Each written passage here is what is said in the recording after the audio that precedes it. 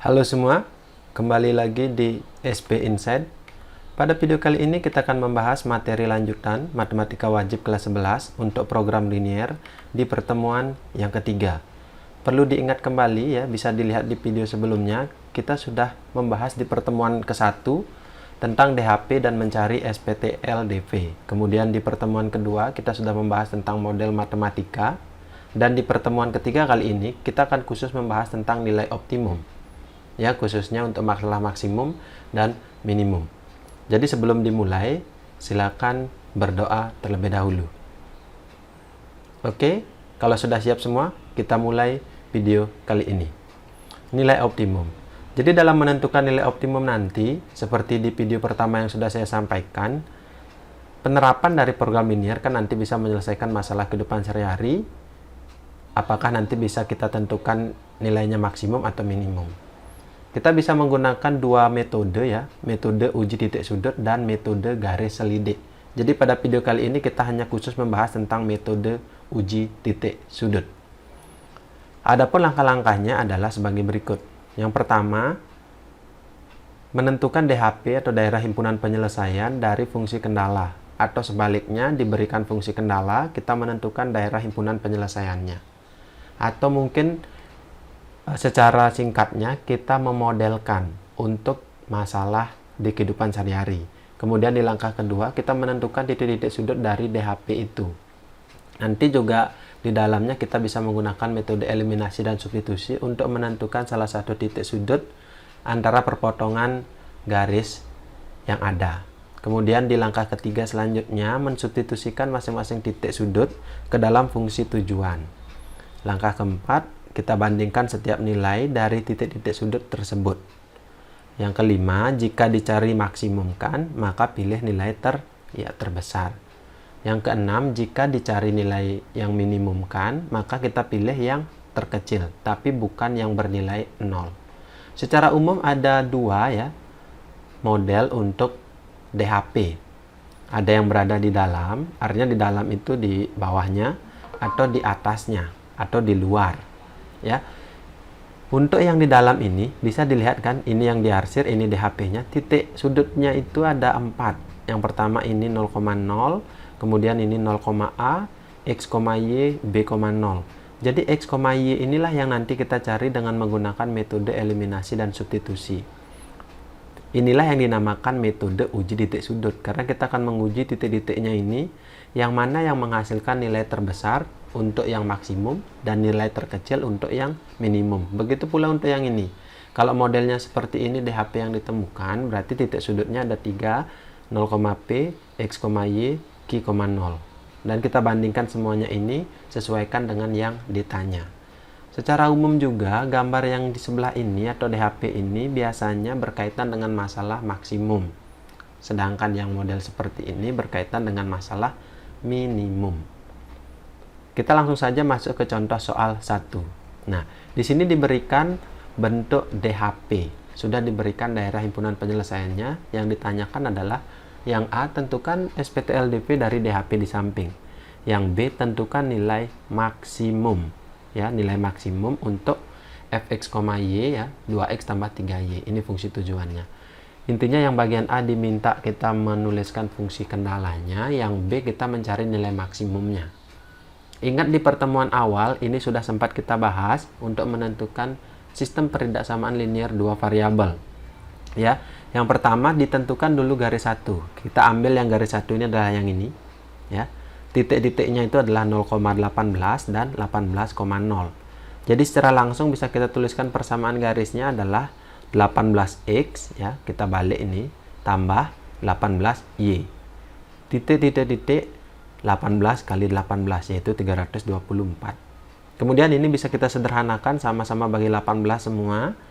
Jadinya ini X, ini Y, ini 18. Kemudian untuk tanda peridaksamaannya ya, ini lebih kecil sama dengan, karena bisa dilihat garis ini, garis 1 ini ya, DHP-nya itu berada di sebelah kiri. Dan nilai koefisien X-nya itu lebih dari 0. Sehingga karena sebelah kiri berarti lebih kecil sama dengan. Itu untuk pertidaksamaan yang pertama. Kemudian yang kedua, garis kedua yang ini, titiknya itu adalah 0,13 dan 26,0.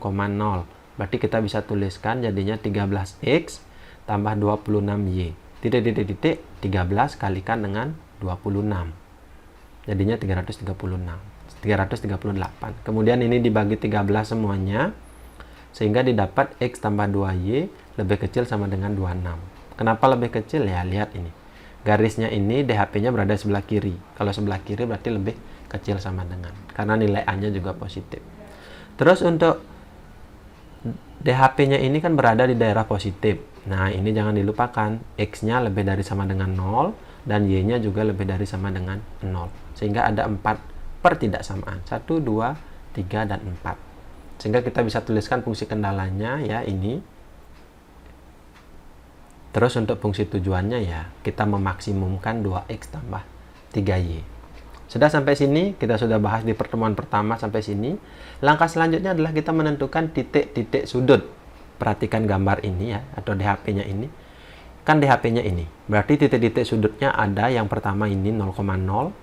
Kemudian yang kedua ini ya 18,0 atau titik A. Yang ketiga B, kita belum tahu ini ya, X, Y. Kemudian yang C yang mana? Yang ini. Yang berada di ujung-ujung daerah himpunan penyelesaian. Sudah? Jadi kita fokus mencari yang ini. Ini dulu caranya mencari adalah seperti ini. Kita gunakan titik potong garis 1 dan 2. Garis 1 dan 2. Dengan metode eliminasi dan substitusi. Nah, seperti ini. Berarti ubah dulu garis 1 dan garis 2 ya ke bentuk persamaan. Ya, saya tuliskan garis 2 dulu baru garis 1 supaya nanti hasilnya tidak negatif ketika mengeliminasi. Kemudian ubah menjadi sama dengan, jadinya x tambah 2y sama dengan 26, x tambah y sama dengan 18. Setelah itu dikurangkan ini ya. Karena ini x, ini juga sudah x, artinya sudah sama ya. Salah satu variabel sudah sama, jadi bisa kita langsung kurangkan. X kurang x ya 0. 2y kurang y, y. Kemudian 26 kurang 18 ya 8. Berarti didapat nilai y-nya ini adalah 8. Selanjutnya untuk mencari x-nya bisa dimasukkan ke ini atau ke sini. Kita substitusikan. Ya. Saya ambil contoh ke x tambah y sama dengan 18. Berarti ganti y-nya ini dengan 8, jadinya x tambah 8 sama dengan 18. Sehingga x sama dengan 18 kurang 8 berarti 10. Berarti titik B-nya itu adalah 10,8. Sehingga kita sudah punya 4 titik ini. Selanjutnya karena sudah menemukan 4 titik itu, berarti kita langsung substitusikan ke fungsi tujuannya. Ya, saya buatkan tabel seperti ini supaya lebih mudah memahami. Isinya tentang titik kritis, artinya keempat titik atau keempat titik ujung di daerah himpunan penyelesaian. Kemudian ini adalah fungsi tujuannya dan ini adalah nilainya. Sudah, berarti kalau 0,0 berarti 2x tambah 3y, berarti ganti x dan y dengan 0, berarti 2 kali 0 tambah 3 kali 0, berarti nilainya udah pasti 0. Kemudian untuk titik A, 18,0, berarti x-nya 18, y-nya 0. 2 kali 18 tambah 3 kali 0, jadinya 36. Terus untuk titik B juga 10,8, berarti 2 kali 10 tambah 3 kali 8, jadinya 44. Yang C 0,13, berarti 2 kali 0 tambah 3 kali 13. Nilainya itu adalah 39. Langkah selanjutnya adalah kita bandingkan nilainya ini, kita bandingkan ya. Karena diminta nilai maksimum, berarti yang kita cari adalah nilai yang terbesar. Sehingga kesimpulannya adalah nilai maksimumnya adalah 44 dengan nilai x-nya sama dengan 10 dan y-nya sama dengan 8. Sudah? Itu untuk di contoh 1. Kita langsung ke contoh 2. Nah, contoh 2 ini sudah sempat juga saya bahas di pertemuan kedua. Bisa dicek di video di playlist program linier. Suatu perusahaan mebel memerlukan 18 unsur A dan 24 unsur B per hari. Untuk membuat barang jenis 1 dibutuhkan 1 unsur A dan 2 unsur B. Sedangkan untuk membuat barang jenis 2 dibutuhkan 3 unsur A dan 2 unsur B. Barang jenis 1 dijual seharga Rp250.000 per unit. Dan barang jenis 2 dijual seharga Rp300.000 per unit. Agar penjualannya maksimum, tentukan banyak barang jenis 1 dan 2 yang harus dibuat. Nah, seperti inilah manfaat kita belajar program linier. Jadinya kita bisa menentukan ya, dari masalah ini, dari keperluan unsur yang ada, kemudian barang yang akan kita buat, kita jual berapa, kita bisa menentukan untuk pencapaian yang maksimum berapa yang harus kita buat. Ya. Langkah selanjutnya adalah kita memodelkan dulu, karena ini adalah bentuk masalah program linier, ya. Kita modelkan dulu ke dalam bahasa matematika. Secara umum saya singkat saja ya, seperti ini. Sudah kita bahas di pertemuan kedua. Dah, saya tambahkan di sini fungsi. Nah, ini kita tambahkan biar nanti langsung kita isi fungsi kendala dan fungsi tujuannya. Selanjutnya, untuk yang dimisalkan X dan Y ya, hati-hati di sini untuk memisalkannya. X dan Y berarti yang dimisalkan X adalah lihat yang berisi tentang harga, terutama harga jual ya.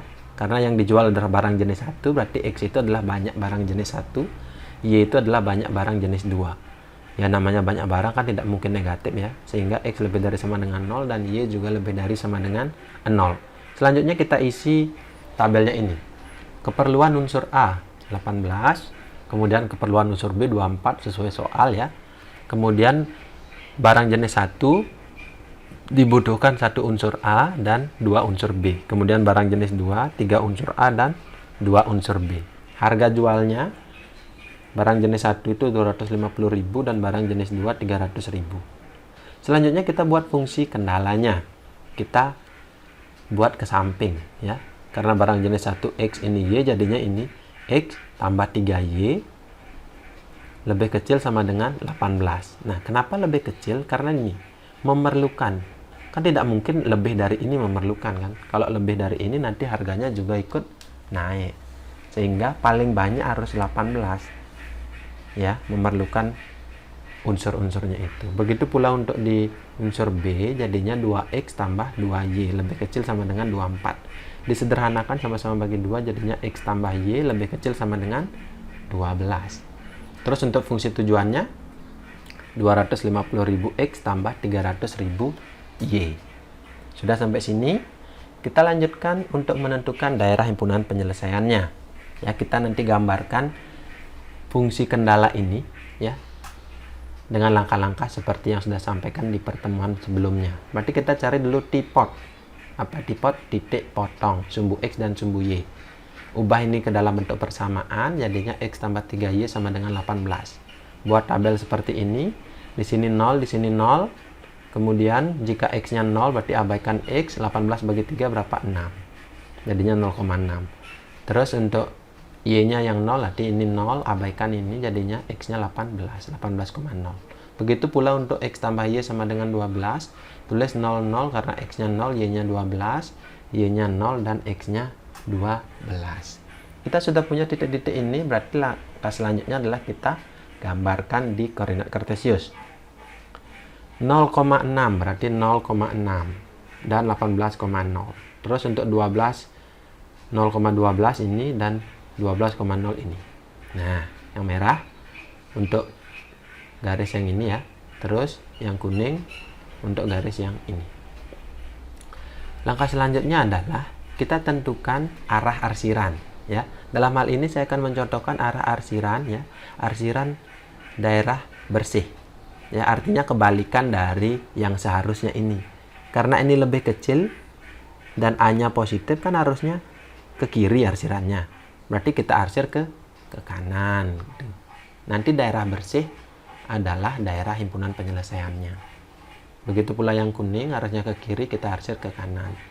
Begitu pula untuk X dan Y-nya juga. Sehingga jelas, DHP-nya adalah yang ini. Nah, sudah sampai di sini ya. Ini di pertemuan 1 dan 2 sudah kita bahas secara maksimal. Langkah selanjutnya adalah, nah, saya salin di sini ya. Kita tentukan titik-titik sudutnya. Karena DHP-nya ini berarti titik sudutnya ada ini. Kemudian ada ini 12,0. Ini B, X, Y dan C 0,6. Dengan cara yang sama kita eliminasi untuk mencari titik B ini.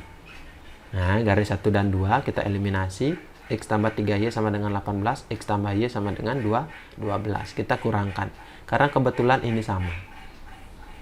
Ya, X kurang X itu 0, 3Y kurang Y, 2Y, 18 kurang 12 itu 6. Berarti Y sama dengan 6 bagi 2, 3. Y-nya dapat 3, berarti masukkan ke sini.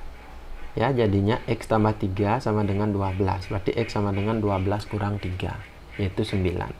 Sehingga didapat 4 titik itu adalah 0,0, 12,0, 9,3, dan 0,6. Langkah selanjutnya ya kita substitusi ke fungsi tujuan lewat bantuan tabel. Buat titik kritisnya di sini, kemudian ini adalah fungsi tujuannya, ini nilainya. Ketika 0,0 ya sudah pasti 0 nilainya. Terus ketika titik kritis 12,0 berarti kalikan 250.000 kali 12 tambah 300.000 kali 0.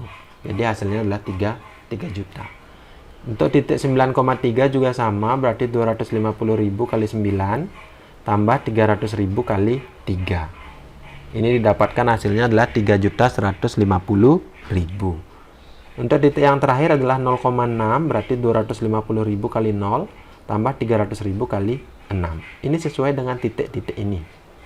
Jawabannya adalah 1.800.000. Karena tadi diminta nilai maksimum ya, berarti cari yang terbesar, yaitu 3.150.000. Dengan membuat banyak barang jenis 1 adalah 9 ya, dan barang jenis 2 adalah 3. Sudah? Jelas ya? Kemudian kita bahas lagi satu contoh untuk contoh soal 3. Ya, misalnya ini diberikan sistem peridaksamaan linearnya. Kalau yang contoh soal 1 kan diberikan daerahnya, contoh soal 2 itu berupa masalah di kehidupan sehari-hari, contoh soal 3 kita diberikan sistem pertidaksamaannya. Ya, tentukan nilai minimum dari fungsi tujuan fx, y sama dengan 4x tambah 3y.